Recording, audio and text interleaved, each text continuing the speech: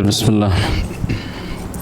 السلام عليكم ورحمة الله وبركاته.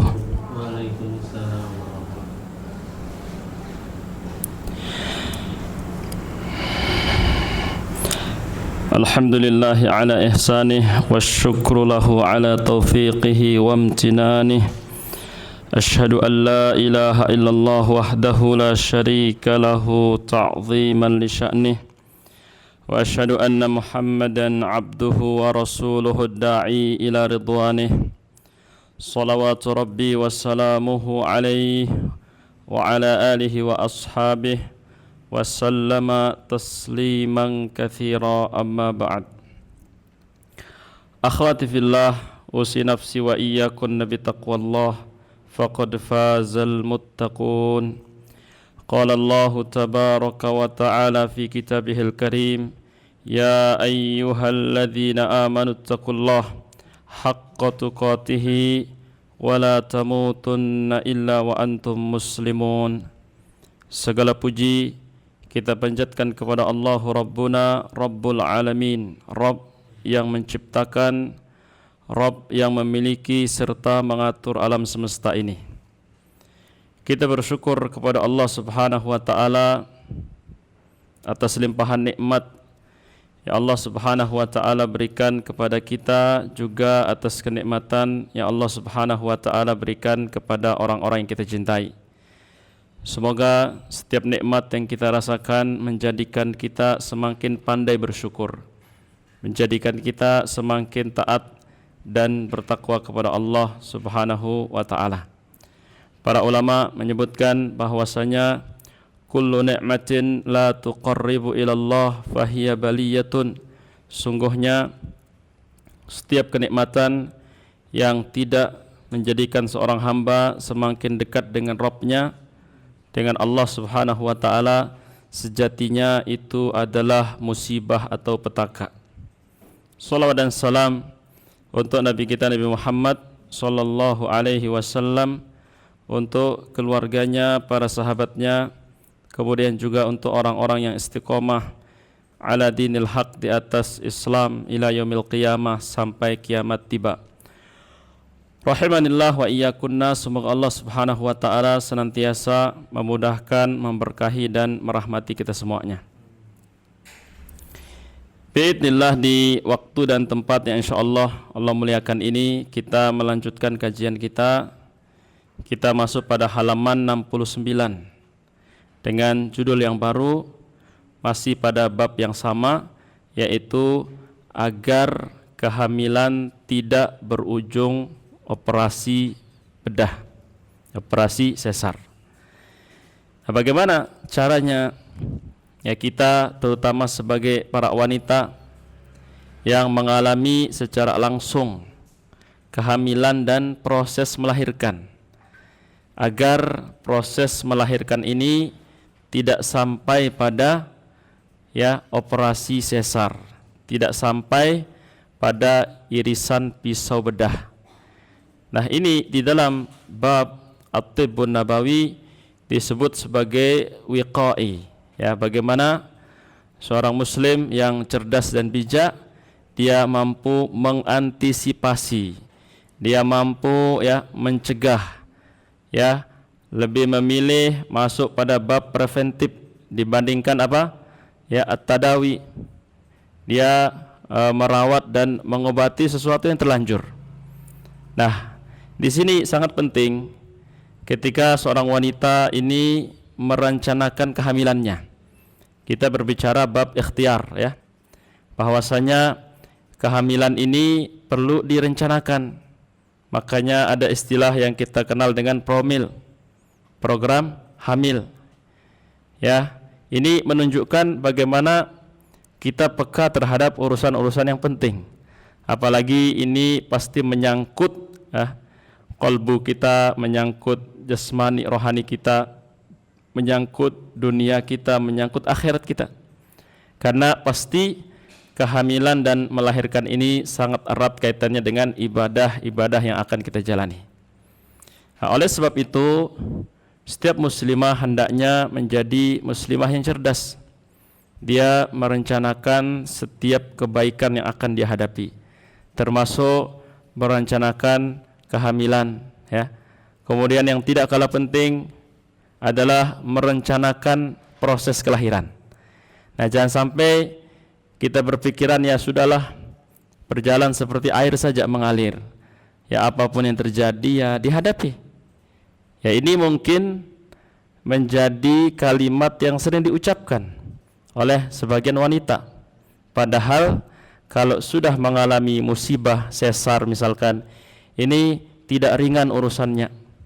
Kami beberapa kali ya mendapatkan keluhan, mendapatkan curhatan, ya mendapatkan semacam informasi dari teman-teman. Ternyata ketika mengalami operasi sesar, ternyata kantongnya tidak cukup untuk membayar. Nah, ini terjadi. Ya mungkin sebelumnya dia menganggap itu tidak mahal, tidak merepotkan, ini itu dan seterusnya. Tapi ketika itu menimpa, ternyata repotnya minta ampun. Ya bukan hanya istri yang mengalami yang sedih, merasa kesakitan, ya mungkin juga tertekan karena khawatir dianggap ini tidak becus, ya. Wah, itu lihat perempuan-perempuan yang lain di kampung kita pada normal melahirkan, kenapa mantuku ini kok sesar? Kadang-kadang orang kampung ya berucap seperti itu. Sudahlah, si wanita tadi baru selesai melahirkan, baru selesai perjuangan sesar, ya baru ya menarik napas segar, ya lega mendapatkan omongan seperti itu, ya.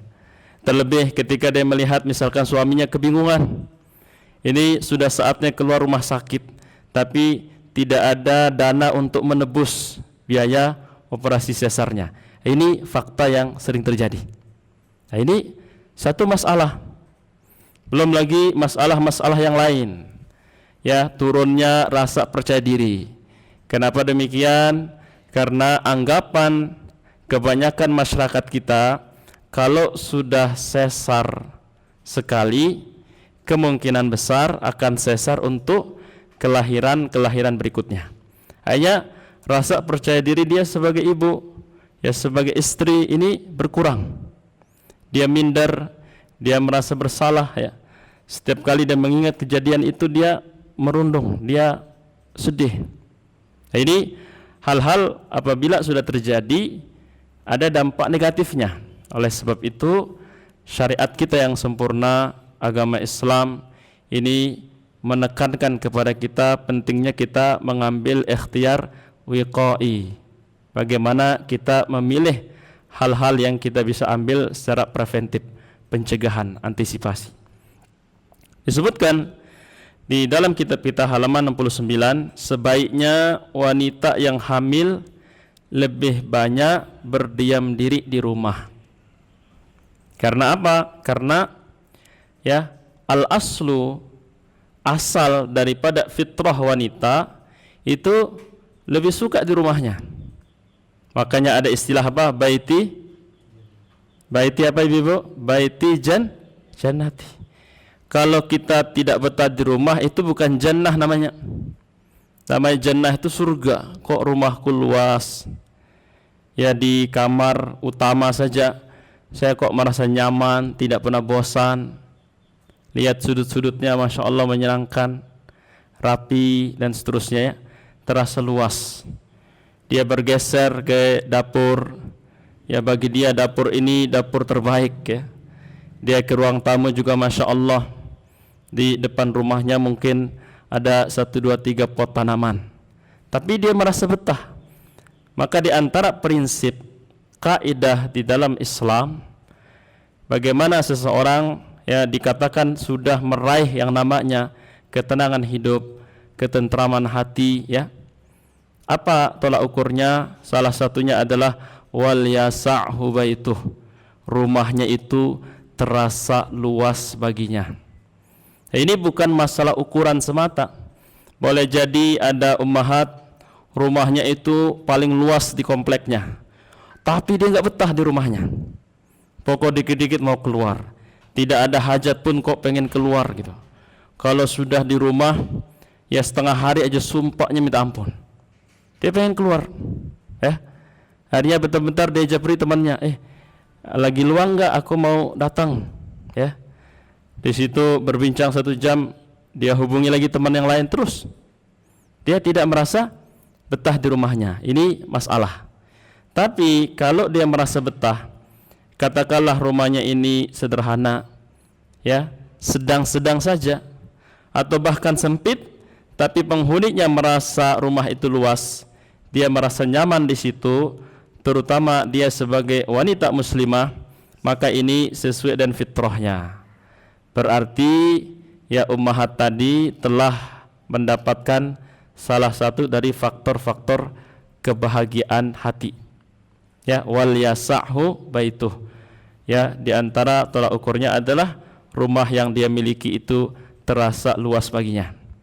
Nah, ini adalah orang-orang yang disebutkan mampu menikmati masa sekarang. Ya, rumah kita yang sekarang apa gitu ngontrak, atau mungkin ya tinggal di rumah indah mertua, ya. Atau mungkin suami kita sudah membangun rumah walaupun belum full selesai misalkan, tapi sudah bisa ditinggali, maka hendaknya kita merasa rumah itu luas dan cukup. Kapan kita keluar dari rumah? Ketika ada hajah. Nah, hajah ini ya di antara contohnya adalah misalkan ziyaratul walidain, silaturahim. Kita berziarah kepada kedua orang tua. Nah, ini kalau misalkan kita termasuk ya orang yang suka berziarah kepada orang tua kita. Kalaulah kita sebagai istri dan suami kita mensupport misalkan, toh masih satu daratan, tidak harus menyeberangi lautan. Nah, ini adalah satu nikmat. Apalagi misalkan masih satu perumahan dengan orang tua kita, maka ini kemudahan untuk silaturahim, untuk birrul walidain. Walaupun kita ini sudah jadi orang tua, tetap kita juga anak daripada kedua orang tua kita. Nah, ini hajah, tidak ada masalah. Kalau misalkan orang tua kita umurnya 70 sudah, kita sampaikan ke suamiku, toh ya suami misalkan tidak selalu di rumah karena urusan pekerjaan, aku izin setiap pagi jam 7 atau jam 8 urusan rumah sudah beres, anak-anak sudah sarapan, berangkat sekolah, aku izin setiap paginya 1 jam ke rumah orang tua, aku mau bersihin rumahnya, aku mau bantu dan seterusnya. Ya, ketika suami tidak mempermasalahkan, maka ini tidak ada masalah. Dia keluar setiap hari, toh masih satu perumahan, atau mungkin ya satu komplek, atau mungkin masih satu kelurahan. Ini hal-hal yang mungkin ya dalam syariat kita ini tidak dilarang, maka tidak mengapa. Yang penting itu adalah hajah. Hajat itu bahasa Arab artinya kebutuhan. Kemudian misalkan di sini ada urusan ya al-patshu at-tibbi, pemeriksaan kesehatan. Kita misalkan butuh kontrol, baik itu sifatnya setiap pekan. Kan ada tiap muslimah yang membutuhkan kontrol kesehatan setiap pekan. Nah, ini masuk pada kategori hajat. Ya, bukan menandakan dia tidak betah di rumah. Itu tuntutan. Atau mungkin ada yang lebih sering dari itu. Dia harus menjalani terapi di luar rumahnya per 3 hari misalkan. Atau misalkan pada sebagian kasus ya dia diponis untuk operasi bulan depan, ya dan billah, naudzubillahi min dzalik. Dan dia ingin mengambil ikhtiar yang lain. Hanya sepakatlah dia dengan salah seorang tabibah ya, penyehat, untuk melakukan satu upaya pencegahan operasi dengan jalan alternatif. Diresepkan kepadanya misalkan, wah karena waktunya sudah mepet, ibu kalau ibu sanggup ini terapinya tiap hari. Nah, dia keluar rumah tiap hari. Apakah ini masalah? Tentu tidak. Kenapa tidak masalah? Karena ini hajah. Apalagi kalau sudah seperti ini, itu bahasa Arabnya al-hajah al-masah. kebutuhan yang mendesak. Maka ini adalah sesuatu hal yang dimaklumi oleh syariat kita yang mulia. Atau misalkan contoh yang lain, menghadiri majelis ilmu, ini dalam kondisi hamil misalkan, tapi haus akan ilmu karena baru hijrah, misalkan fikih sholat saja belum tahu, fikih taharah juga masih awam, ya dia sangat butuh terhadap ilmu. Sementara kondisinya suaminya misalkan tidak mampu mengajarkan. Ketika dia bertanya kepada suaminya, apa kata suaminya? Seperti ucapan Nabi SAW ketika ditanya oleh malaikat Jibril, mal mas'ulu anha alama minas sa'il. Istriku yang bertanya sama yang ditanya sama-sama tidak tahu. Apa solusinya? Ya, berarti dia punya hajat untuk hadir ke majelis ilmu. Yang paling afdol apa? Suami kita adalah gudang ilmu. Tidak usah cari-cari jauh. Ya, tapi kalau misalkan suami kita sama seperti kita, ya, dari pendidikan umum, backgroundnya seperti itu, ya jangan diganti suaminya. Ya, kita sama-sama belajar. Karena keadaan kita yang sekarang itulah yang terbaik. Tidak usah kita melihat orang lain, kok dia istrinya alimah, ya, alim sekali, kok suaminya alim. Tidak seperti itu. Tapi apa yang ada, ya itulah yang sama-sama kita bina, kita sempurnakan. Maka dalam pernikahan itu yang ada adalah membangun cinta. Jatuh cinta itu sudah lewat, ya. Tapi membangun cinta dengan cara apa? Isi rumah tangga dengan ilmu. Kalau kita diskusi dengan suami, apalagi sampai berdebat, rujukannya adalah ilmu, bukan ego kita masing-masing. Ya, kalau rujukannya ilmu, kita ketemu di tengah. Tapi kalau ego laki-laki sebagai suami diadu dengan ego perempuan sebagai istri, kata orang Arab, sarat musyarriqatan wasirta mughariba. Dia jalan ke timur, engkau jalan ke barat. Syattana bainal masyriq wal maghrib. Alangkah jauhnya antara timur dan barat. Ego laki-laki dan perempuan itu tidak bisa menyatu, ibu, seperti air dan minyak. Nah, alangkah jauhnya. Memang timur dan barat diciptakan tidak untuk bertemu. Makin ibu jalan ke timur, suami makin jalan ke barat, makin ketemu apa yang jauh? Makin jauh. Nah, maka harus, ya, jurinya adalah ilmu, wasitnya. Kemudian hiasi rumah tangga kita dengan amal soleh. Nabi SAW menyebutkan dalam sebuah hadis, rahimallahu imra'an, Allah pasti merahmati seorang suami, qama minal laili, malam hari dia bangun, fa shalla, lalu dia salat, selesai dia salat, wa aiqadha zaujatahu, lalu dia bangunkan istrinya. Ketika istrinya sulit bangun, nadhaha fi wajhihal ma, dia percikkan secara perlahan wajah ke airnya. Ibu siap dipercikin air atau tersinggung, atau baper, ngambek, airnya nggak masak 2 hari. Tapi menurut Nabi SAW inilah romantis yang sejatinya. Kenapa? Karena Allah kasih rahmat. Sebaliknya, wa rahimallahu imra'atan, Allah pasti rahmati seorang istri, qamat minal laili, malam hari dia bangun, fa shollat, dia salat malam. Serakaat silahkan, 1 rakaat, 3 rakaat juga bagus. Yang penting kita menikmati, tidak harus langsung banyak. Setelah dia selesai, dia bangunkan suaminya. Kalau suaminya sulit bangun, dipercikkan air ke wajahnya. Nah, ini gambaran. Jadi romantis itu tidak selalu bunga, ya ibu-ibu, ya. Kita diganggu tidur pun demi untuk sholat malam, nah itu justru lebih baik dari yang lain. Baik. Kemudian, ya, berikutnya, tidak banyak menyibukkan diri dengan urusan yang lain. Nah, maka ini penting dalam hidup kita ada skala prioritas. Mana yang sifatnya primer, tidak bisa tidak kita tuntaskan. Ada mungkin, ya, agenda sekunder, ya, setelah itu urutannya. Ada hal-hal yang sifatnya, ya, kalau tidak dilakukan tidak apa-apa. Nah, ini bisa kita kurangi, ya. Contohnya apa? Ya, berselancar di medsos. ini tidak seberapa penting ya, kecuali misalkan kondisinya dia adalah ibu tunggal, dia menanggung 3 anak, dia tidak punya pilihan kecuali ya jualan online. Ya, tidak sama dengan seorang wanita 1 anak ditanggung penuh oleh suaminya, apapun kebutuhannya dipenuhi gitu. Tidak sama. Baik. Kemudian disebutkan di sini oleh muallif penulis ya. Saya berpikir hampir semua pasangan baik suami atau istri tidak berharap terjadinya operasi sesar. Betul atau tidak? Betul. Atau ada yang sebaliknya. Ini duit banyak, ini bingung mau dihabisin. Ya sudahlah istriku, kamu operasi sesar saja, tidak usah berpikir panjang. Ada yang seperti itu, ada. Nanti disebutkan dalam buku kita ini.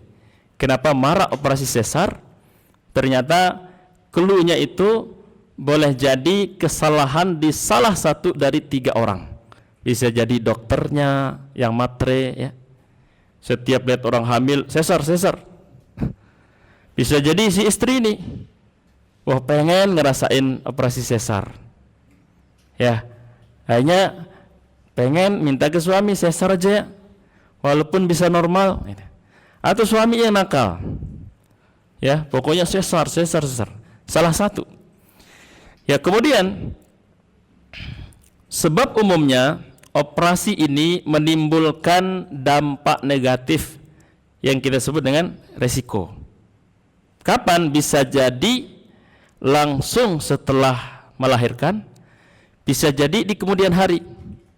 Ya, tapi umumnya ada. Ya, tatkala si ibu ingin melahirkan secara normal berupa resiko kematian. Ini Masya Allah, ini resiko kematian ini bukan satu hal yang ringan. Makanya penting bagi kita para muslimah menjadi contoh. Kalau bisa muslimah itu paling sedikit sesar. Jadi balik ya. Kok yang paling banyak sesar ternyata wanita muslimah. Orang Yahudi sedikit yang sesar, orang Nasrani sedikit, tapi yang banyak muslimah. Ini masalah. Baik. Kemudian di sini muallif penulis membawakan satu kisah yang dia kemudian ya alami sendiri berdasarkan pengalaman orang lain yang bercerita kepadanya. Beliau menyebutkan suatu waktu pada ya paragraf ketiga ada seseorang yang bercerita kepada beliau. Orang ini usia kehamilan istrinya ini sudah tinggal menunggu hari, yang kita sebut HPL-nya sudah dekat. Akan tetapi ya pada kondisi itu justru kesehatan istrinya tidak baik, memburuk. Darah ya tinggi, HB-nya rendah dan seterusnya. Nah ini mengkhawatirkan sekali ya, sangat-sangat mengkhawatirkan. Kenapa demikian? Justru ketika seorang ibu atau wanita akan menghadapi satu ujian yang namanya proses melahirkan. Ibu-ibu yang pernah melahirkan, lebih ngeri ujian nasional waktu kita SD atau ketika akan melahirkan? Tuh. Kita bapak-bapak ini nggak bisa mengukur karena ya kita taunya dakdikduk waktu ujian nasional itu. Melahirkan ini ya, lebih menegangkan ya. Nah, artinya kita harus betul-betul menaruh atensi yang maksimal di sini.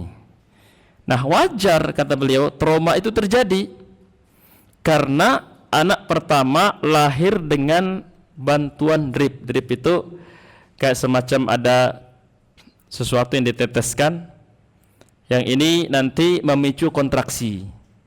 Ya pernah tahu ya ibu ya, ada semacam obat cair tetes, kalau itu di input dimasukkan ke fisik seorang yang akan melahirkan, itu terpicu untuk kontraksi. Nah ini anak pertama seperti itu. Sedangkan anak kedua ini ketika akan lahir, kondisi kesehatan istrinya tidak sedang baik-baik saja. Ayah suaminya panik, istrinya pasti lebih khawatir karena yang langsung mengalami. Kemudian dia tidak tega lihat istrinya. Ini disebutkan pada paragraf pertama dan seterusnya di halaman 70.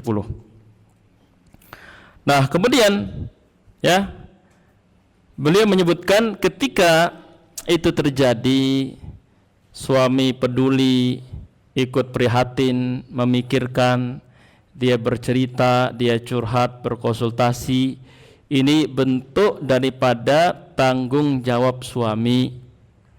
Tapi yang lebih utama dari itu, hendaknya tanggung jawab ini kita ambil di awal. Contoh, istri kita baru baru hamil. Ya, kita bantu arahkan. Kapan waktunya, mungkin jalan kaki tanpa sendal supaya lebih sehat ya. Kemudian aktivitasnya kita bantu kontrol. Mungkin dia moodnya turun naik, ya kita ingatkan. Kapan waktunya dia mengasah kolbunya, membaca Al-Quran, dilihat terjemahnya. Ya, kapan waktunya mungkin dia butuh siraman rohani, nasihat atau kajian. Kemudian lain-lainnya seperti misalkan ya aktivitas fisik termasuk istirahatnya. Dan ini jauh lebih afdol, lebih utama. Tetapi karena ini kondisinya sudah sampai seperti itu, ya tidak bisa kita memutarbalikkan waktu. Ya sudah, dihadapi apa yang ada. Dia khawatir. Nah, kekhawatiran ini adalah satu kebaikan, menunjukkan kepedulian. Dalam sebuah hadis ya, diriwayatkan oleh Al-Imam Al-Bukhari, Nabi alaihi salatu wasallam bersabda, "Matsalul mu'minina fi tawaduhim atau fi tawadihim wa tarahumihim wa tawasulihim kamatsalil jasadil wahid." Perumpamaan orang beriman yang lain dengan saudara yang beriman itu seperti satu jasad. Ya, kedekatannya, rasa cinta, pedulinya ya. Apa yang terjadi? Idza ishtaka minhu udwun tada'alahu sairul jasadi bis-sahari wal huma. Ketika ada yang mengalami derita atau sakit, yang lain ikut ya, prihatin, peduli. Apalagi ini bukan hanya saudara seiman, sudah imannya sama, ini adalah istrinya. Wajib dia prihatin dan peduli. Kemudian ini juga berazaskan karena wanita itu ada haknya. Untuk apa? Untuk dipenuhi. Maka disebutkan walahunna mithlul ladzi alaihinna bil ma'ruf pada ayat halaman 71.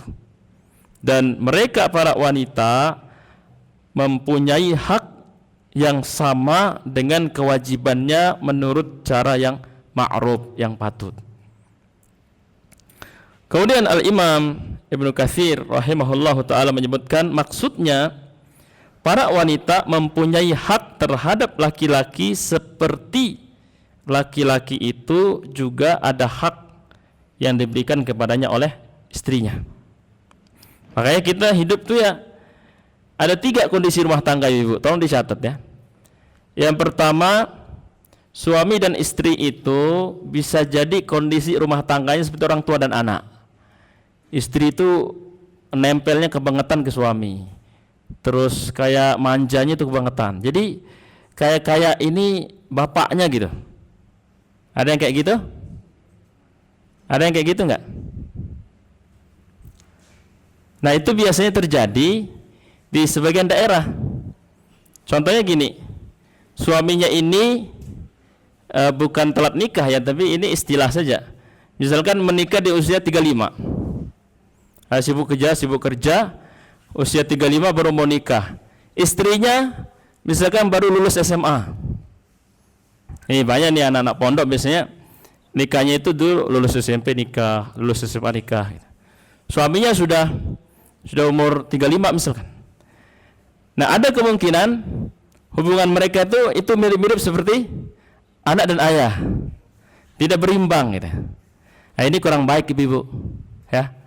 Yang kedua, bisa jadi seperti anak dan ibu. Kebalik ini, istrinya itu kayak ibunya, suaminya yang hormat. Itu kayak disuruh-suruh, itu kayak bukan kayak minta tolong, tapi kayak nyuruh anak gitu. Ada nggak yang kayak gitu? Istri itu kayak ibu, suaminya dibikin kayak anak. Ini juga salah.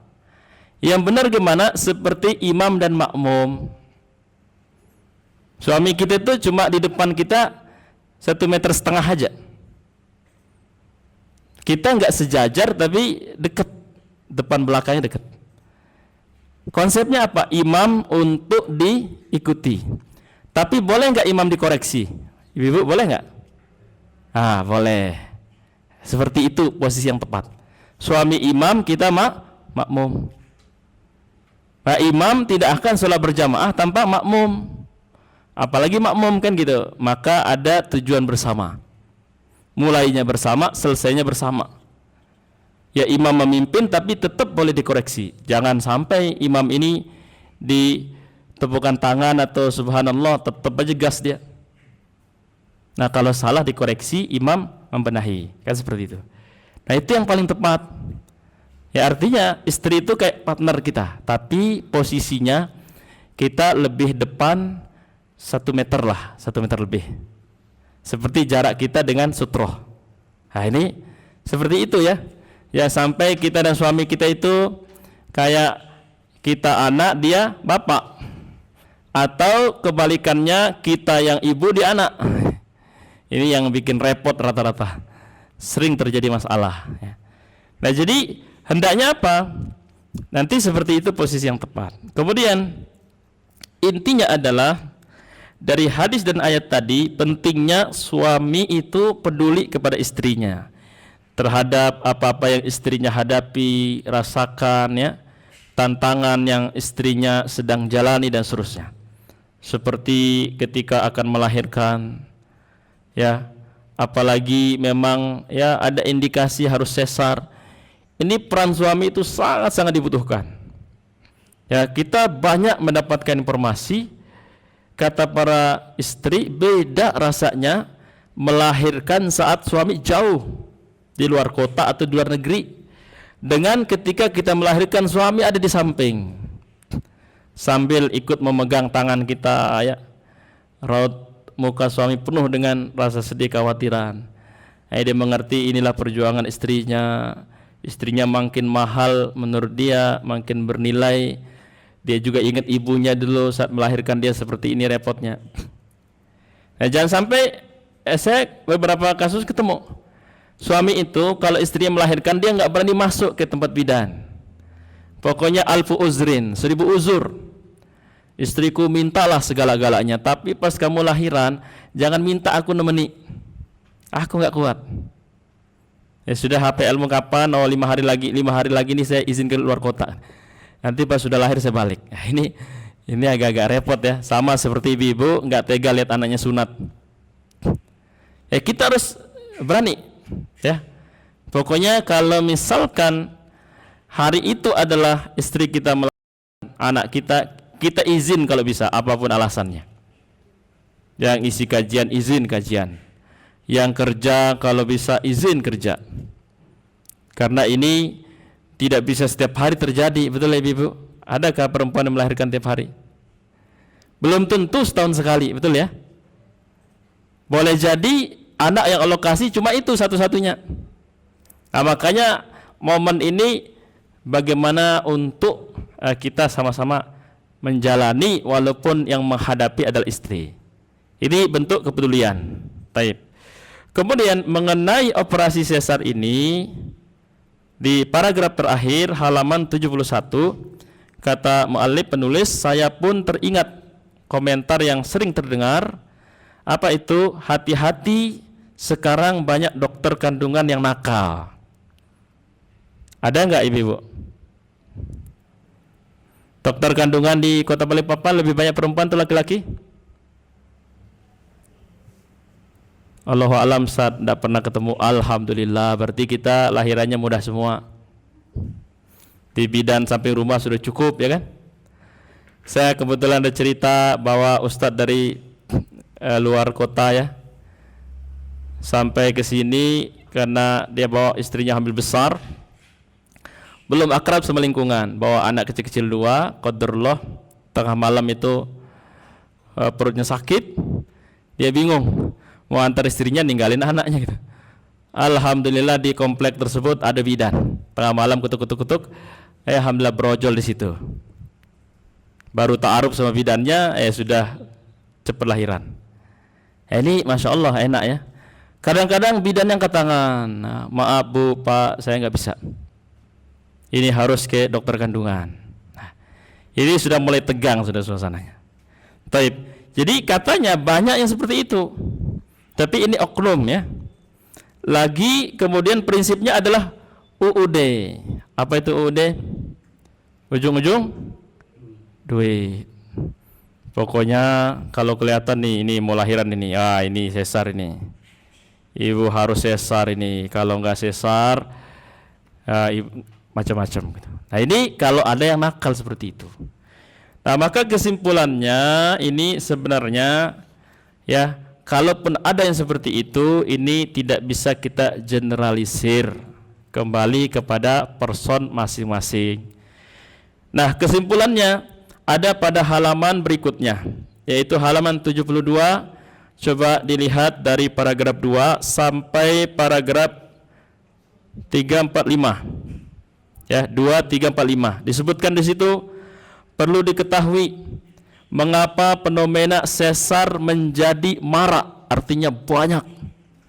Belakangan ini kami mendapati bahwa selain dokternya, pihak suami dan istri turut berperan. Ini kalau ketemu tiga-tiga yang nakal ini sudah. Dokternya UUD, si istri nggak mau repot, suami pengen instan. Kata dokternya, ini sesar. Oh, saya setuju, katanya istri. Suami bilang, gas. Selesai sudah urusan, tidak ada yang bisa ngerem. Nah, yang pertama katanya di paragraf ketiga itu, contoh peran seorang dokter terungkap dalam ucapan, saya mau pergi keluar kota agak lama. Saya ini kan pengadapan mau keluar kota, mau jalan-jalan. Nah, ini mungkin bertepatan dengan lahir anaknya ibu. Ini kan di kota ini cuma saya dokter kandungan. Nah, kita operasi sesar saja sekarang, 3 hari lagi. Pekan depan saya pergi. Nanti kalau ibu butuh saya pergi, repot kan?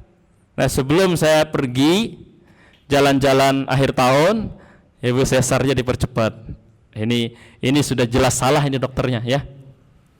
Apalagi cuma buat liburan. Akhirnya apa yang terjadi? Ya, ini salah satu contohnya.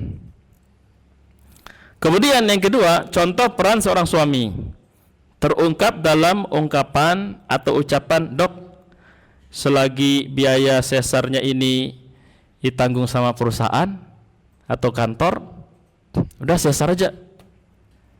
Ini suaminya ini simple banget. Ibu-ibu suka yang seperti itu ya, yang simple ya. Atau suka yang mental pejuang. Makanya katanya ibu-ibu, suami ini kalau dibawa ke pasar bikin kesel, nggak bisa nawar. Setiap pedagangnya bilang segini, langsung tarik uang dari dompet. Terlalu simpel misalkan, nggak ada kritis-kritisnya dikit. Ini suaminya begitu berpikirnya.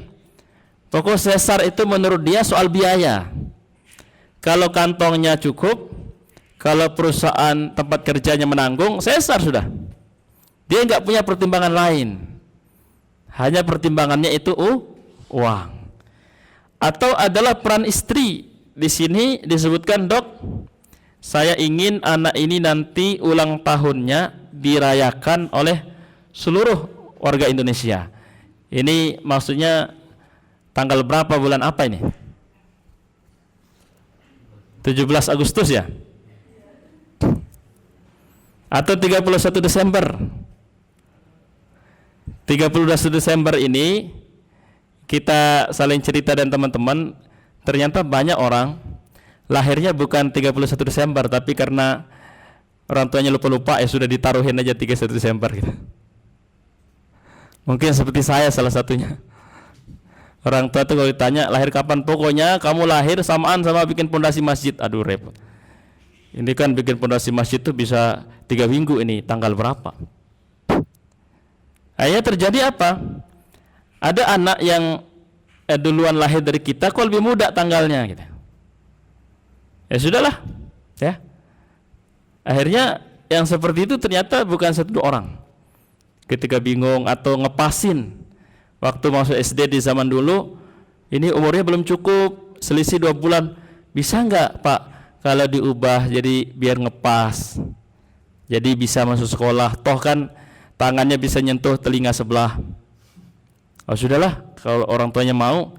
Karena di zaman itu nggak semua yang punya akte. Seperti saya ini bikin akte kelahiran waktu SMP. Waktu SD nggak dibutuhkan, nggak diminta. Waktu SMP itu sudah mulai ngurus ini itu, baru diminta, jadi bikinnya telat. Jadi tidak ada acuan yang baku. Baik. Nah ini bisa terjadi baik di dokternya atau di peran suami bahkan istri. Nah semoga ya kita ketemu dokter yang amanah ya. Suami kita juga mental pejuang, kita juga yang sabarnya minta ampun. Nah, ini sehingga tidak marak sesar. Nah kemudian disebutkan di sini ya satu ayat pada halaman 73 yang kembali kepada muqaddimah kajian kita pada pagi ini. Allah Subhanahu wa taala berfirman, wa qarna fi buyutikunna wala tabarrajna tabarrujal jahiliyatil ula.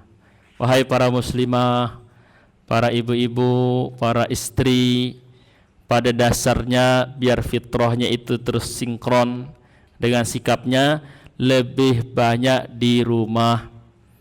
Ustadz, gimana kalau rumahnya 3, jadi dia keliling, rumahnya di sini, siang di rumah di situ, sore di rumah sini. Itu tetap di rumah apa kategori sering keluar? Ingat, kalau ada hajat tidak ada masalah. Yang penting apa? Kita berkomunikasi dan suami, kan gitu. Taib, bisa jadi ya di satu perumahan tempat tinggal dia dan suami, di perumahan sebelah adalah yang tinggal orang tua dia sama anaknya, karena si nenek pengen dekat sama cucu, toh cucu udah bisa pisah sama orang tua. Ada nggak yang seperti itu? Ada. Akhirnya si istri ini ya tiap hari nganter nasi ke sana. Nah ini ada hajat, ini insya Allah tidak ada masalah. Taib. Kemudian wa aqimnas shalah, wahai para wanita tegakkan salat. Wa atinaz zakah, bayarlah zakat. Wa ati'nallaha wa rasulahu, taatlah kepada Allah dan Rasulnya. Kenapa seperti itu perlu? Karena para wanita ini tujuan akhirnya adalah surga. Ya.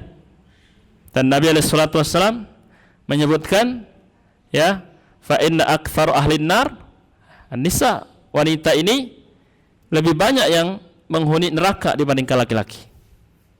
Makanya harus di sini ada visi misi kita ke surga. Nah, salah satunya kita membatasi hal-hal yang tidak penting. Kalau memang hajat ya sudah, di sini kita dibolehkan. Kemudian jika istri tetap harus menjalani operasi sesar, tadi kan kita preventif, dicegah dengan ya pola aktivitas yang bagus, pola makannya bagus, pola istirahatnya bagus, pola pikirnya terutama bagus. Semuanya sudah aman, tapi ternyata tok harus sesar. Ya ini mungkin takdir ya, kalau darurat ya kita hadapi. Jangan sampai kita meratap, ya Allah, aku ini loh padahal sudah sholat, sudah tazkiyatun nufus, aku sudah makannya aku jaga-jaga, toh kenapa pada akhirnya harus sesar? Apalah artinya semua upayaku selama ini? Ya, tidak juga seperti itu. Nah kalau misalkan keadaannya dia sudah berusaha tapi tetap ujungnya harus sesar, atau misalkan dia lalai, pola makannya ancur-ancuran, pola istirahatnya gak karuan, pola pikirnya berantakan, dia baru sadar 1 bulan sebelum melahirkan, ini gak cukup untuk menata misalkan, tetap harus sesar. Bagaimana sikapnya? Sikap kita baik istri atau suami balik kepada hadis dari Suhaib radhiyallahu an, dari Nabi SAW. Beliau bersabda, ajaban li amril mu'min, kalau kita beriman sejatinya seluruh urusan kita itu menakjubkan. Kalau menakjubkan itu negatif atau positif? Positif. Bagaimana prinsipnya? Inna amrahu kullahu khair, in asobat husarra syakar. Kalau dia dapat kemudahan, kesenangan, keberlimpahan ya, dia langsung bersyukur. Dia sujud syukur, dia puji Allah. Kalau itu adalah harta nomplok, dia bagi sedikit ke orang yang butuh. Pokoknya bikin Allah senang. Fakana khairul lahu, itu yang terbaik. Ibu-ibu, syukuran boleh nggak kalau kita dapat nikmat besar, ngundang teman-teman dekat untuk makan-makan? Acara mutlak, tidak terikat sama ini itu, boleh nggak? Boleh, ya kan? Boleh. Dia kirim, "Anti anak undang, ajak suami sama anak. Alhamdulillah hari ini saya lagi senang-senangnya. Suami naik jabatan di tempat kerja. Kita makan-makan di rumah ya. Boleh ajak berapapun orang-orang. Ini ada walimatul ursh kah?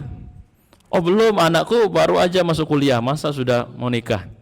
Ini cuma tasyakuran biasa." Jadi boleh.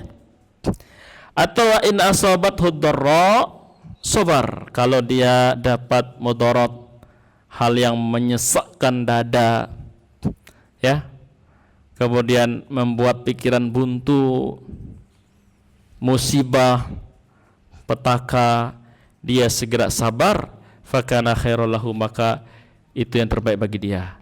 Bu, kami sudah berusaha semaksimal mungkin tapi sepertinya ibu tetap sesar. Sabaro, dia sabar. Baik. Nah, kemudian di sini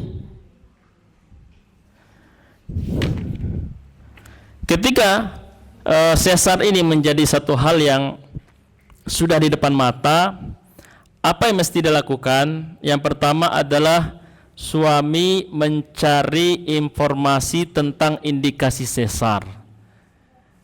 Jadi kalau kita diponis, kita nggak langsung angkat tangan, tapi ikut belajar apakah betul seperti itu. Ini penting ya.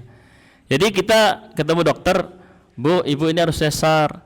Bukan iya karena tidak tahu, bukan iya karena pasrah, tapi kita sinkronkan, betul nggak dokter ini bilang begini, coba aku baca, aku pelajari, aku konsultasi. Nah, ini untuk menghindari kalau misalkan ada oknum dokter yang nakal. Kalau ternyata cocok ponisnya dengan apa yang kita alami, ya sudah, dia benar, ya betul ya. Kalau ternyata dia tiba-tiba suruh kita sesar, setelah kita pelajari, kita konsultasi, ternyata tidak harus sesar, ya hindari dokter yang tadi, pindah ke dokter yang lain. Ini boleh, ini boleh, dengan catatan kita tidak mengadu satu dokter dengan yang lain. Sudah, tinggalkan saja, tidak usah digibahin, pindah ke dokter yang lebih bagus, yang sanggup, dan kita di situ lebih aman. Jadi yang pertama, apa saja indikasi sesar secara umum ya, tapi yang memutuskan tetap nanti ahlinya. Tapi indikasi secara umum, yang pertama di halaman 74 itu, di bawah apa yang kita baca sebelumnya, kegagalan proses persalinan normal.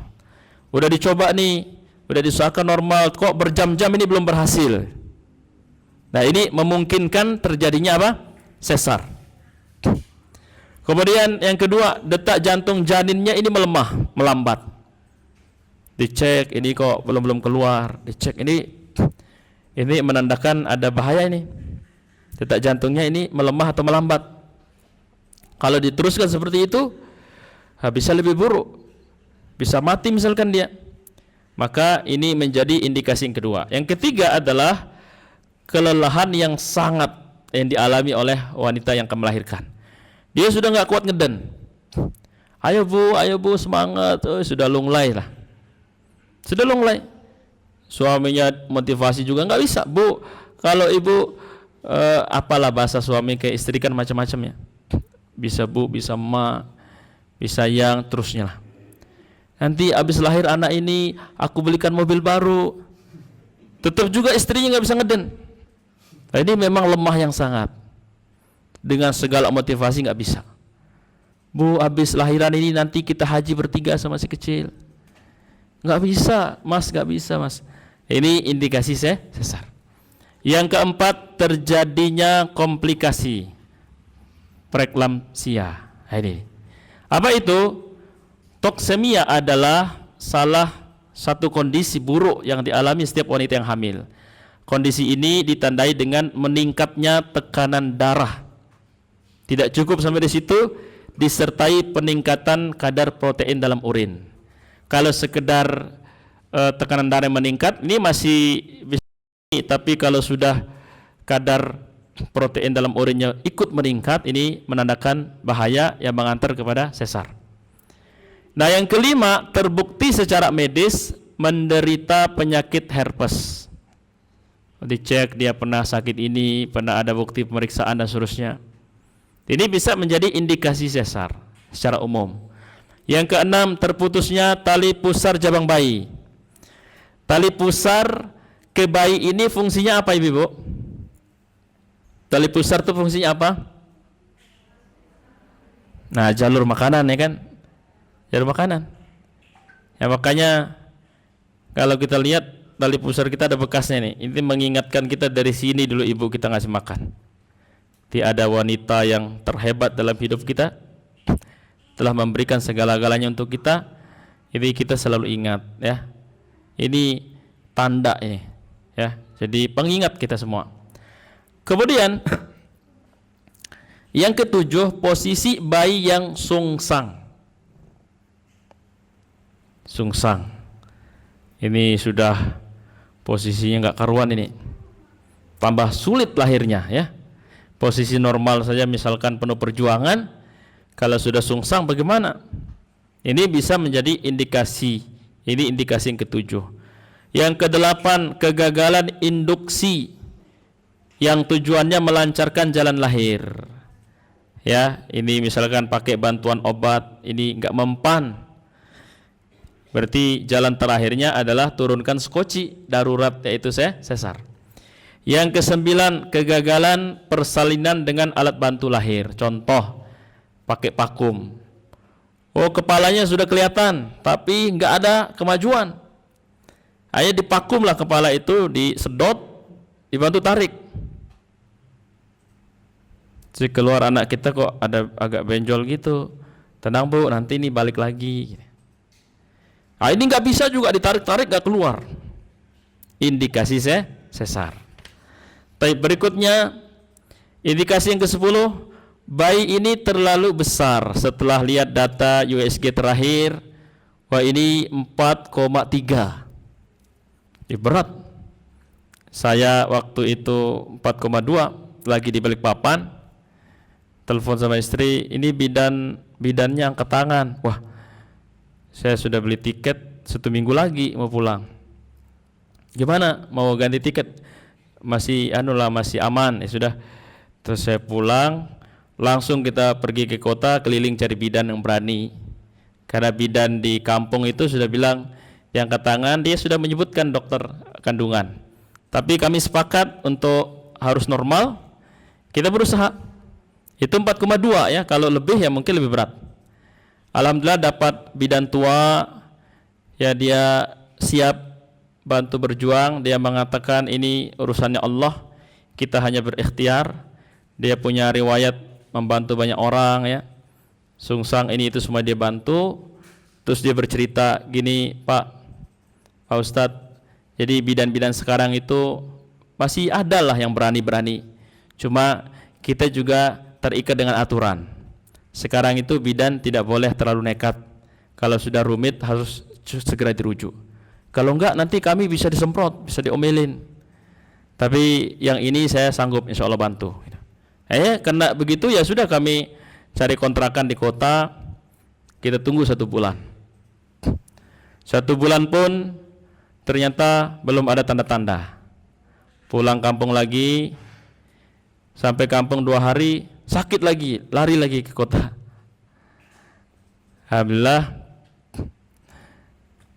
menemani dari pada Isya sampai hampir subuh.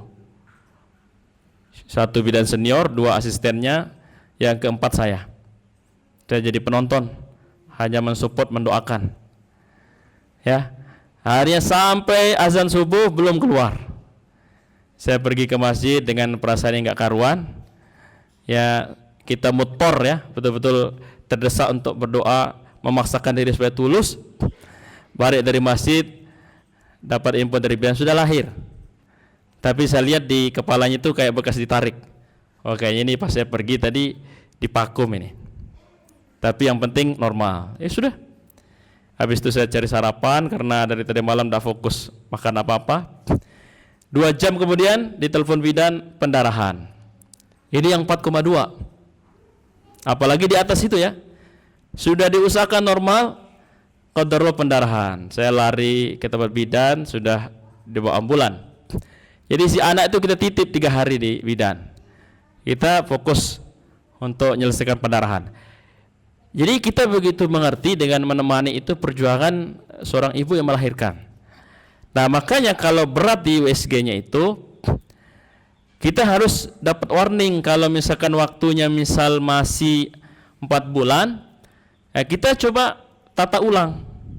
Mungkin banyak makan ini yang hamil nih, ya ngemil terus gitu.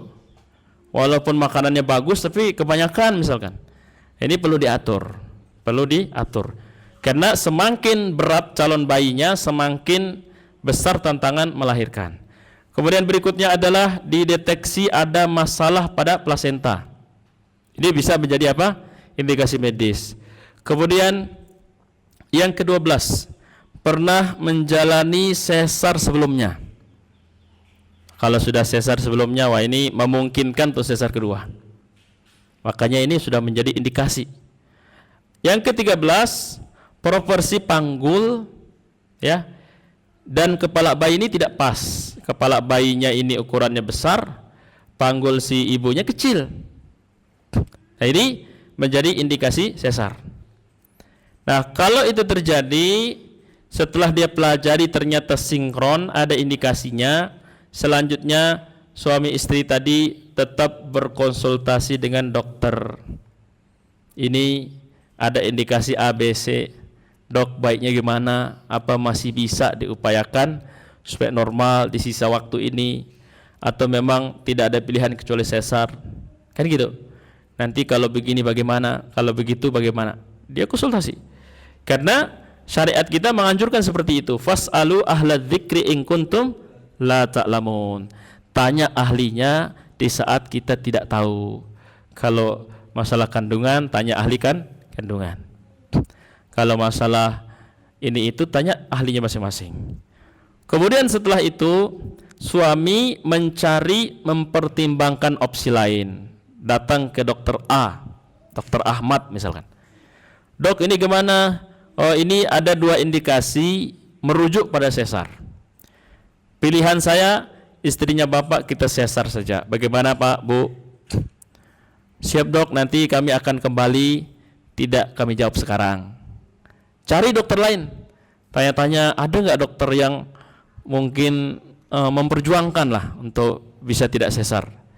Dia lebih kepada kemaslahatan utama.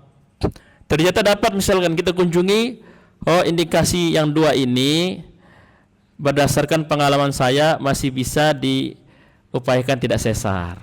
Berarti dokter pertama kita tinggal, kita pindah ke dokter kedua. Ini boleh. Tanpa perlu kita ya menjelek-jelekkan dokter yang pertama. Sudah fokus. Dok, kalau gitu mohon maaf, kami baru mendapatkan informasi tentang Anda. Ya kami di sini mau melahirkan di sini. Ya, atau misalkan seperti tadi, ya kita tidak ke dokter, tapi justru ada bidan yang punya segudang pengalaman, yang sudah senior. Dia menjelaskan dengan logik, dia sanggup. Hanya kita tidak ke dokter, malah ke bidan yang senior ahli, dan buktinya bisa. Ya, yang seharusnya sesar, pengalaman pribadi kita coba normal, walaupun pada ini terjadi pendarahan, tapi menurut kami itu lebih memuaskan, ya, lebih memuaskan dibandingkan harus sesar.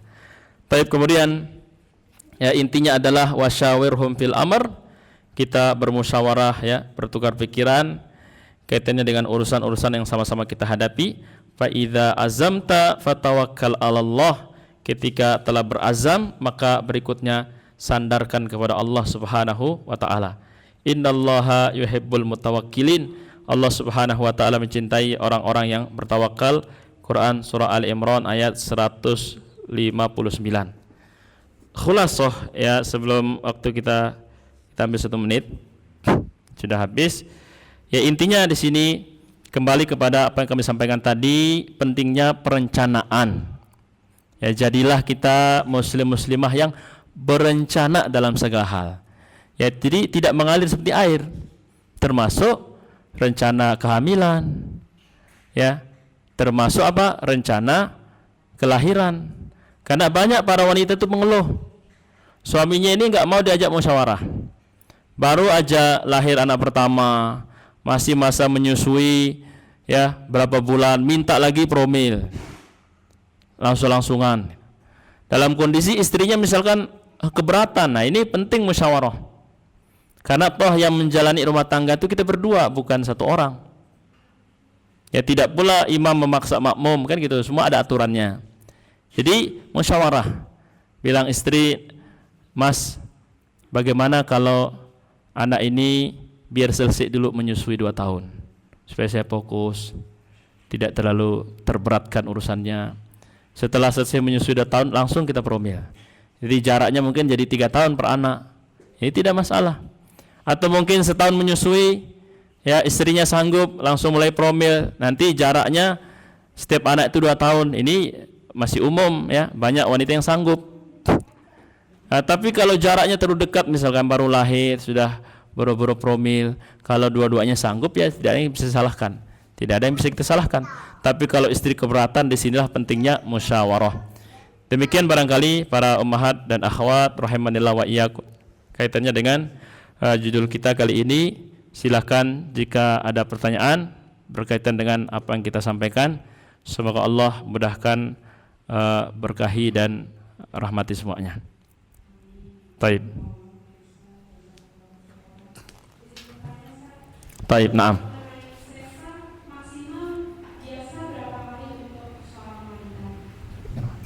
Maksimal sesar untuk wanita berapa? Misalnya punya anak pertama sesar, kedua sesar, bagusnya apa saja kondisi berbeda setiap wanita atau ada maksimalnya? Maksimal wanita sesar itu berapa kali gitu? Taib, berapa kali maksimalnya? Kalau yang kita tuh sekarang kan ada batasan. Sampai kapan? Sampai si dokter itu mengatakan ini sudah tutup. Ibu udah tutup pabrik. Kenapa ini kalau diteruskan mudaratnya A, B, C, D. Itu ternyata ya bisa terjadi perbedaan di masing-masing perempuan. Ya, bisa terjadi perbedaan di masing-masing perempuan. Sebagaimana halnya ada wanita kalau sudah sesar harus sesar terus. Tapi ada wanita ya, ibu-ibu yang akan melahirkan pertamanya sesar, keduanya tidak sesar. Nah, nanti siapa yang memutuskan itu diputuskan berdasarkan update sikon terkini.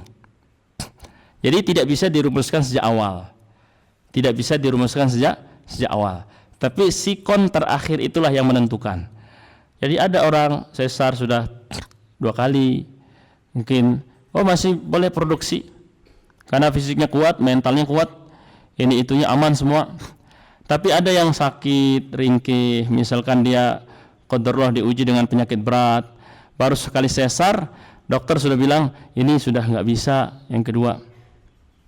Sampai mungkin ibu-ibu pernah ya mendengar ya, ada istilah mengikat rahim ya, supaya nggak diisi lagi. Nah, ada yang seperti itu. Jadi kesimpulannya apa?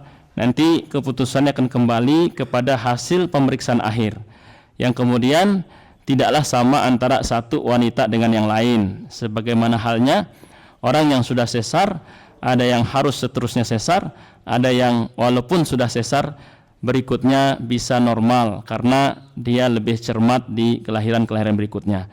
Misalkan mentalnya ditingkatkan, ya kondisi hatinya dikuatkan, pola aktivitasnya dijaga, pola makan dijaga, pola istirahatnya dijaga.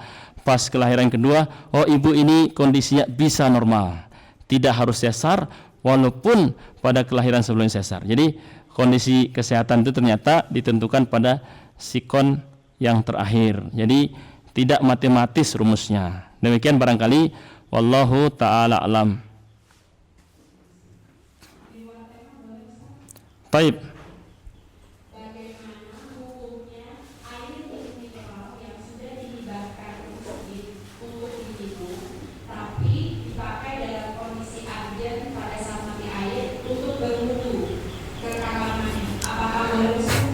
Taib, Masya Allah. Jadi ketika kita berbicara masjid, di dalam Al-Quran disebutkan masjid ini simbol daripada wakaf. Maka disebutkan wa annal masajida lillah. Kalau sudah namanya masjid, itu milik siapa? Milik Allah. Apakah Allah ambil manfaatnya? Tidak. Manfaatnya dirasakan oleh siapa? Hamba-hambanya Allah. Dalam kondisi peruntukannya khusus untuk minum, tapi ada darurat yang kemudian orang-orang tidak bisa berwudu karena kondisi tidak ada air yang lain. Apakah boleh itu dipakai untuk berwudu? Toh airnya banyak. Maka dengan kesepakatan pengurus masjid dan penduduk yang ada di situ, jamaah masjid, ketika menganggap itu suatu hal yang boleh, masih wajar, maka dalam hal ini masih boleh, dibolehkan. Ya, ini sama saja dengan di zaman dulu. Jadi sumur-sumur itu fungsi utamanya untuk minum di zaman dulu. Tapi kemudian manfaat yang lainnya juga dipakai seperti berwudu, ya kan? Dan seterusnya. Nah, berbeda kondisinya ketika air tidak ada di tempat kita, tapi yang ada adalah air untuk minum. Dan air untuk minum ini pilihannya dua. Kita pakai minum habis, kita pakai wudu nggak jadi minum. Nah, dalam kondisi seperti ini, apa sikap kita? Air minum itu tetap dipakai untuk minum. Wudunya gimana? Wudunya tayamum. Jadi seperti itu. Tapi kalau keadaan airnya cukup berlimpah, toh ya terus mengalir. Kalau tandonnya dipakai terisi lagi, kan gitu. Di situ ada sumbernya, walaupun khusus untuk minum, tapi dia berlimpah dan berkecukupan. Dalam hal ini boleh dipakai tetap untuk minum dan manfaat tambahan untuk berwudu. Kenapa demikian? Karena tidak dapat syarat sempurna untuk tayamum. Jadi syarat tayamum itu dua, ya. Ada mulma, airnya enggak ada. Yang kedua al-ajzu an istimalil ma. Airnya ada tapi fisik kita enggak kuat pakai air. Misalkan luka yang harus menghindari air di masa-masa tertentu. Jadi kalau kita mau tayamum, kok ada airnya berlimpah? Tapi itu judulnya untuk minum. Oh, tapi kan banyak, airnya sudah dipakai. Boleh dipakai untuk berwudu. Wallahu ta'ala a'lam. Naam.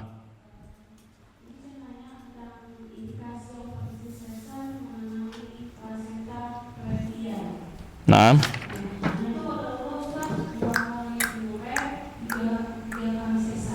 Oh.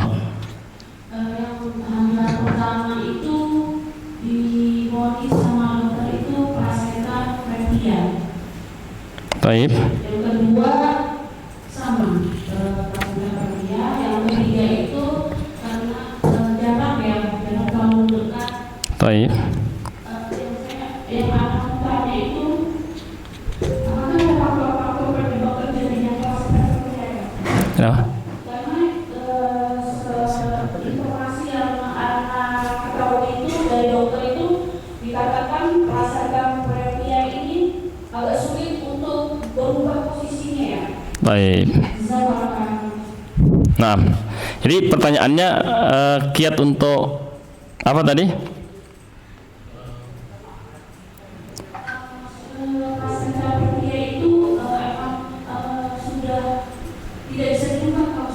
Taib. Nah, kaitannya dengan pertanyaan ini tentu ketika kita berbicara dengan tema kesehatan, terutama hal-hal yang sifatnya rumit dan membutuhkan analisa yang betul-betul akurat, bantuan alat-alat yang canggih dan ditangani oleh para ahli, inilah kondisi yang kita sebut dengan pengembangan medis modern, ya.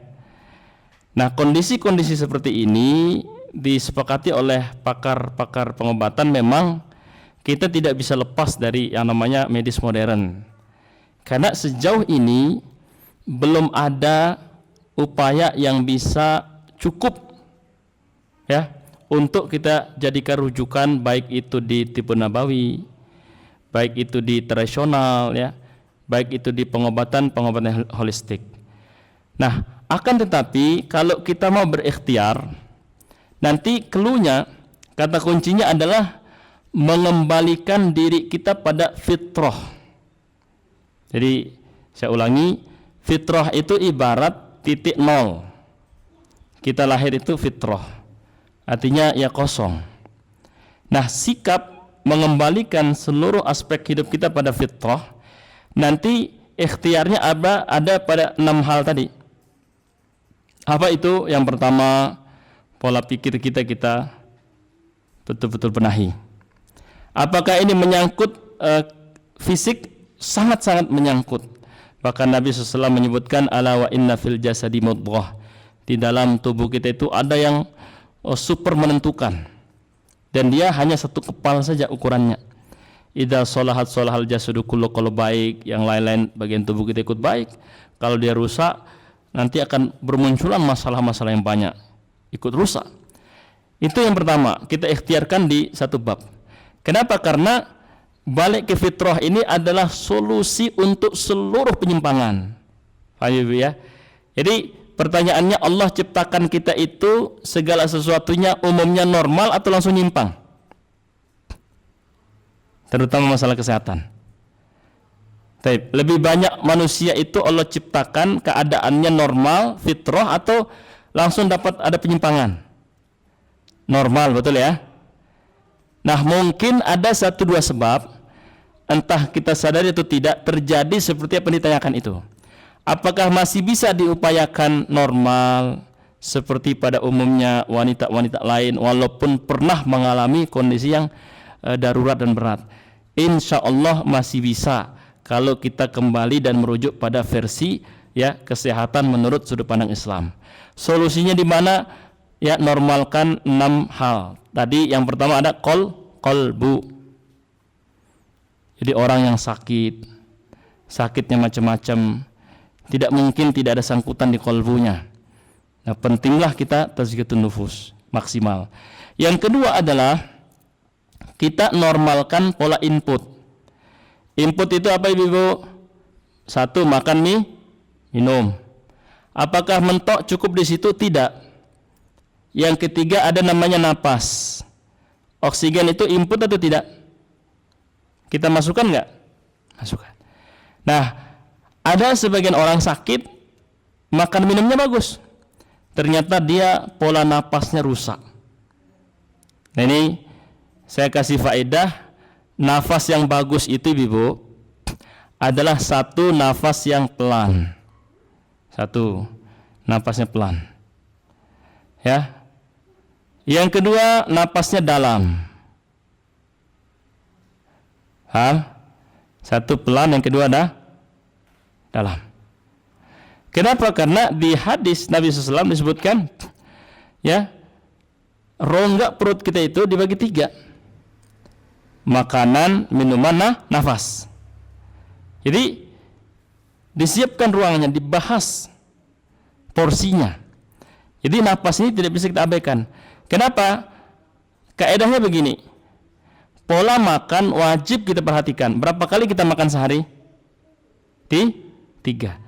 Berapa kali kita napas sehari? Ada yang tahu berapa kali napas sehari? Lebih sering makan atau nafas? Berarti nafas ini polanya wajib lebih kita perhatikan daripada pola makan. Banyak manusia di zaman ini dia hyperventilation, napasnya itu mubazir. Kayak kalau napas itu suaranya kedengeran banget. Jadi napas yang bagus tuh sampai nggak kedengeran gitu lah. Karena dia halus, dia pelan, dia dalam. Ini sangat-sangat menyehatkan. Tapi kalau napasnya misalkan tadi hyperventilation, ventilasinya terlalu gede, ini nggak bagus. Bayangkan kita napas ratusan kali sehari dikali 10 tahun misalkan. Berarti kesalahan itu akan menimbulkan dampak yang betul-betul berbahaya. Jadi napas itu ada ilmunya. Nah, makanya orang yang mengalami gangguan napas itu pasti agak ringkih badannya. Betapa pentingnya napas. Itu input ya. Kemudian kaitannya dengan input berikutnya adalah hal-hal yang kita anggap obat atau suplemen yang kita masukkan ke tubuh kita. Ini pun memberikan dampak baik atau buruk. Nah, baru yang ketiga yang kita normalkan adalah pola pembuangan, pola output. Kalau misalkan kita ada penyimpangan di pola output, pasti akan menimbulkan keburukan pada fisik kita. Contoh, dia makannya banyak tapi BAB-nya dikit. Makan 3 kali sehari, BAB-nya sekali 3 hari. Ini pasti mengancam organ, mengancam kondisi kesehatan. Dimulai dari usus yang sangat kotor, pikiran pun ikut kotor ya, gampang emosi dan seterusnya, moodnya turun naik. Akhirnya menyebabkan kondisi fisik yang lain itu sakit dan bermasalah. Jadi normalkan pola output. BAB-nya sesuai, BAK-nya sesuai, dia berkeringatnya juga sesuai. Kemudian kaitannya dengan yang lain-lain itu ada nanti dibantu dengan bekam, gurah dan seterusnya. Ini dinormalkan. Jangan sampai banyak kotoran yang tersisa di tubuh kita. Ini yang bisa menyebabkan penyimpangan kondisi kesehatan. Kemudian yang keempat adalah pola aktivitas. Pola aktivitas dinormalkan. Ini PR-nya ibu-ibu. Betul nggak ibu-ibu sejak menikah itu aktivitasnya monoton? Ini yang beraktivitas pun monoton. Apalagi yang minim aktivitas, lebih buruk lagi. Ada yang bergerak tapi cuma jari-jari. Karena dia kerjanya admin buat toko suaminya. Ketek dari jam 8 sampai jam 6 sore. Tapi kaki sama yang lain-lainnya tidak ada yang gerak gitu. Ini berarti geraknya itu monoton. Yang kedua bisa jadi pasif, jarang gerak. Ada apa yang terjadi? BB kita naik terus, tiap bulan naik. Apakah itu tercela? Ya tidak ada kebaikan dalam mencela, tapi itu adalah peringatan supaya kita menjaga kesehatan. Nah, berikutnya adalah pola istirahat. Nah, banyak ibu-ibu di zaman kita ini pola istirahatnya kurang maksimal. Kenapa demikian? Satu, terlalu dekat jarak makan terakhir dan tidur. Makannya jam 9, tidurnya jam 9.30. Nah, ini bisa mengakibatkan penyimpangan kondisi kesehatan. Atau terlalu dekat dia matikan HP dengan jam tidur. Dia tidurnya itu selesai main HP misalkan jam 10, langsung tidur. Apa yang di scroll itu kebawa ke mimpi misalkan. Nah, ini mempengaruhi kondisi kesehatan. Nah, berikutnya apa? Berikutnya adalah pola istirahat.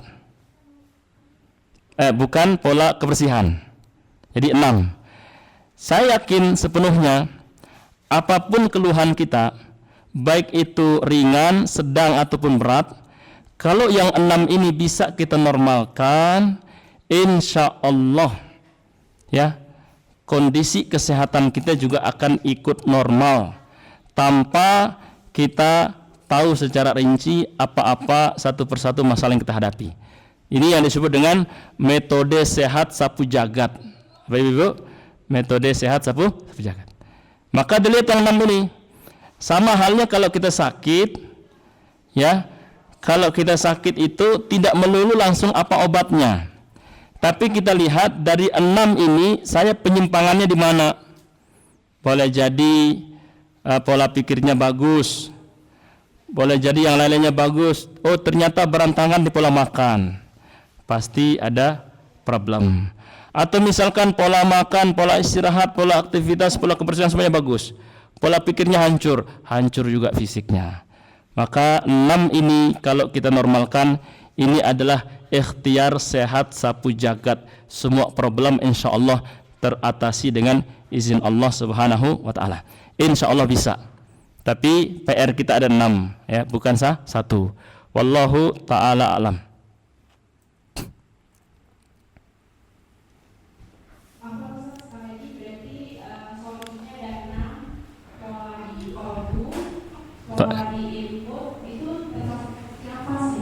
napas itu lebih penting dari makanan?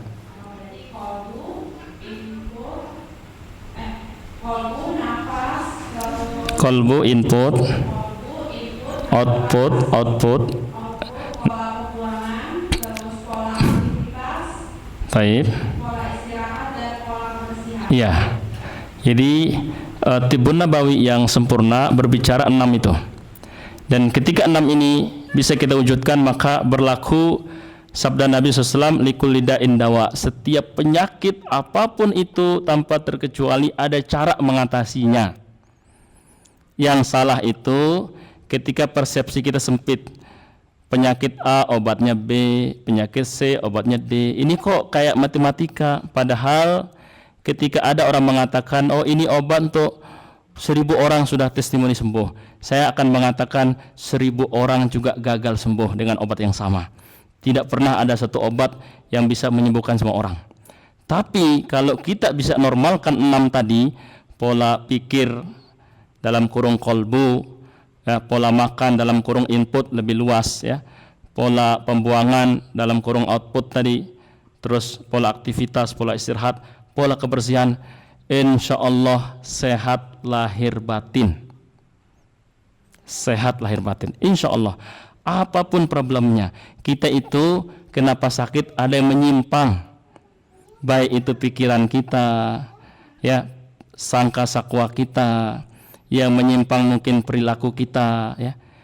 Gimana caranya? Balik ke titik fitrah, insya Allah akan kembali normal. Sebenarnya sesederhana itu. Kapan kita harus berobat? Kalau misalkan kecelakaan, ini insiden, ya. Tapi lain-lainnya, bahkan kanker pun bisa diterapi dengan 6 itu. Akhirnya apa yang terjadi? Ya, kankernya nggak makan lagi, jadi ukurannya stop. Habis itu dia jadi berkurang karena lapar. Apa kaitannya dengan pola pikir, pola makan, pola istirahat, termasuk mungkin kegiatan olahraga dan seterusnya. Bisa, insya Allah bisa. Barakallahu fikunna. Baik, jazakumullahu khairan para ummah dan akhwat. Semoga faedah yang sedikit ini bisa kita serap dengan baik, kemudian kandungannya bisa kita amalkan dengan penuh keikhlasan. Semoga kita semua termasuk hamba-hamba Allah yang akan menghuni surga firdausnya. Allahumma amin. Wassallallahu ala nabiyina Muhammad. Subhanakallahumma bihamdik, asyhadu an la ilaha illa anta, astaghfiruka wa atubu ilaik. Assalamualaikum warahmatullahi wabarakatuh.